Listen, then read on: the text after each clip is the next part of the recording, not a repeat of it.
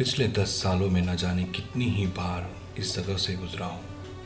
ये जंगल, ये रास्ते और यहाँ की खूबसूरत नज़ारे हर बार कुछ ना कुछ नया फील करवाती है। जैसे ही कोई एंटर करता है इस जंगल में, मानो खुद ब खुद खींचा चला आता है इसकी आगोश में।